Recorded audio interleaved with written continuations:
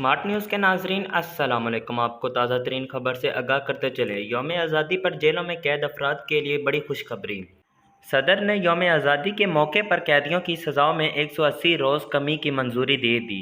सज़ाओं में कमी का इतलाक़ उम्र कैद के मुजरिमों पर होगा। ARY न्यूज़ के मुताबिक सदर पाकिस्तान आरिफ अलवी की जानिब से यौम आज़ादी के मौके पर कैदियों की सज़ाओं में तखफ़ीफ़ करते हुए 180 रोज़ की कमी मंजूरी दे दी गई है। सज़ाओं में कमी का इतलाक़ उम्र कैद के मुजरिमों पर होगा। साल से ज़्यादा उम्र के एक तन्हाई कैदी काटने वाले 65 मर्द कैदियों पर इस मंजूरी का इतलाक़ होगा। 60 साल से ज़्यादा उम्र की ख़वातीन कैदियों पर भी सज़ा में कमी का इतलाक़ होगा। ऐसे अफराद जो कि 18 साल से कम उम्र हैं, इनकी सज़ा में भी कमी का इतलाक़ होगा, जबकि कत्ल, जासूसी और रियासत मुखालिफ सरगर्मियों में मुलव्वस कैदियों पर इसका इतलाक़ नहीं होगा।